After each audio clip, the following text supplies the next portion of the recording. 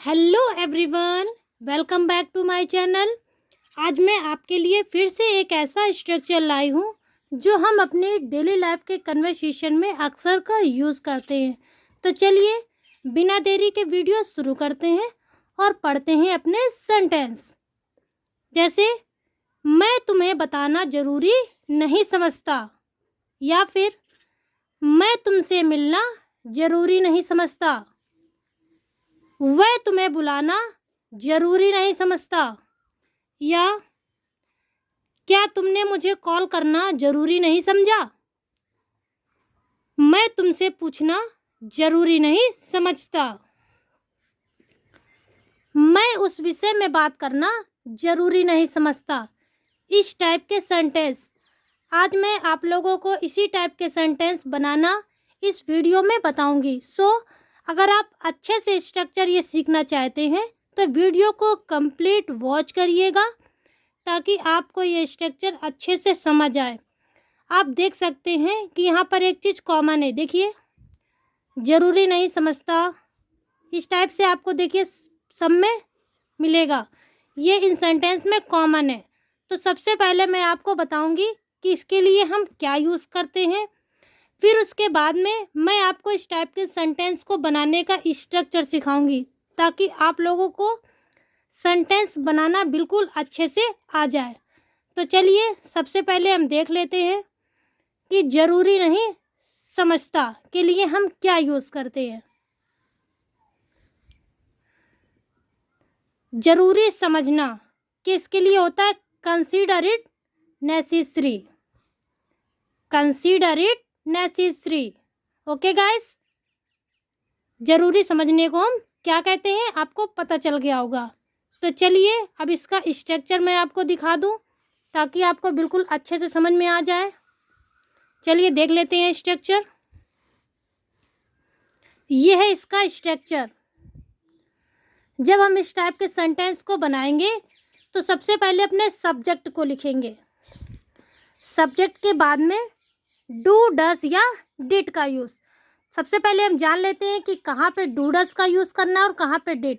अगर हमारा tense present में है तो हम डू या डस का यूज़ करेंगे, अगर पास्ट में है तो डिड का यूज़ करेंगे। ओके गाइस, फिर उसके बाद में हम नॉट लिखेंगे, फिर कंसीडर्ड इट नेसेसरी, फिर उसके बाद में टू लिखकर वर्ब की फर्स्ट फॉर्म को लिखेंगे, और सबसे लास्ट में जो हमारे सेंटेंस में ऑब्जेक्ट बचा होगा उसको लिखेंगे।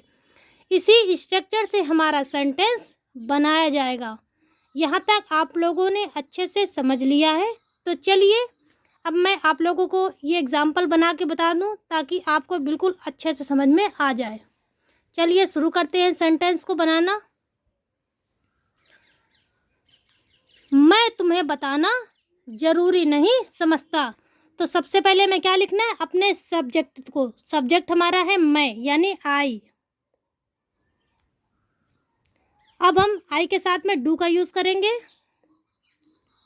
अब नहीं है तो डोंट, डू नॉट को हम शॉर्ट में बोलते हैं don't, I don't.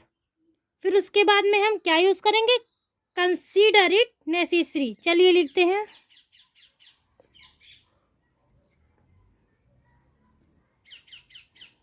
Consider it necessary. फिर उसके बाद में हमें लिखना क्या है? टू। टू के बाद में वर्ब की फर्स्ट फॉर्म। देखिए यहाँ पे वर्ब क्या है? बताना। बताने को इंग्लिश में बोलते हैं हम टेल। चलिए लिखते हैं टेल यू। हमारा सेंटेंस बन गया I don't consider it necessary to tell you. Okay guys, चलिए अगला देखते हैं। मैं तुमसे मिलना जरूरी नहीं समझता। आई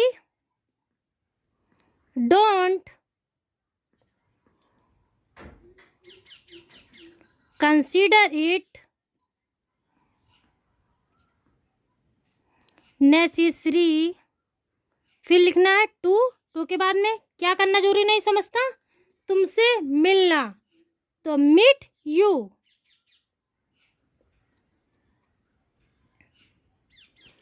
हमारा सेंटेंस बन गया I don't consider it necessary to meet you. चलिए अगला देखते हैं। वह तुम्हें बुलाना जरूरी नहीं समझता। तो वह यानी लड़का है और वह के लिए हम लिखते हैं ही।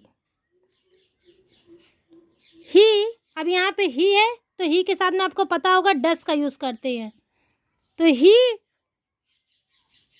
डज नॉट कंसीडर इट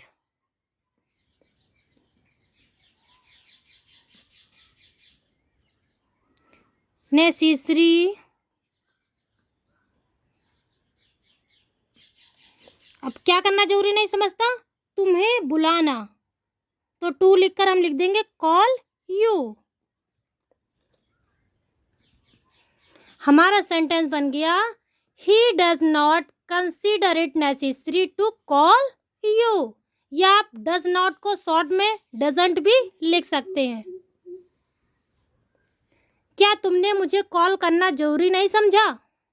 अब यहाँ पे हमारा जो ये वाक्य है वो इंट्रोगेटिव में है, तो जो हमारी हेल्पिंग वर्ब है वो सबसे पहले आ जाएगी। Did you not consider it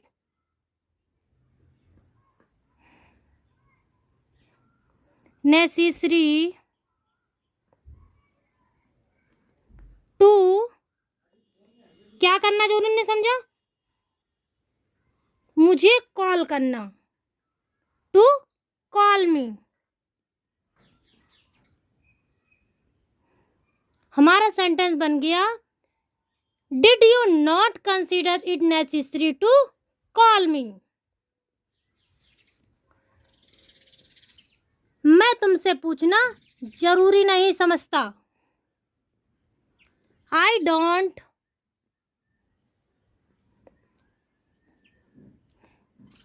consider it necessary to, क्या करना जरूरी नहीं समझता, तुमसे पूछना। तो क्या लिखेंगे हम, पूछने की इंग्लिश होती है आस्क, तो टू आस्क यू। हमारा सेंटेंस बन गया I don't consider it necessary to ask you. चलिए आगे देखते हैं। मैं उस विषय में बात करना जरूरी नहीं समझता। आई डोंट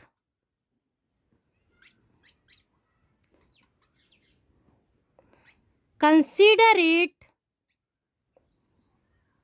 नेसेसरी टू, अब देखिए क्या करना जरूरी नहीं समझता, उस विषय में बात करना, तो to talk about that topic. हमारा सेंटेंस बन गया I don't consider it necessary to talk about that topic. I hope आप लोगों को वीडियो पसंद आई होगी। Thanks for watching. मिलते हैं फिर से एक नई वीडियो के साथ, तब तक के लिए बाय बाय।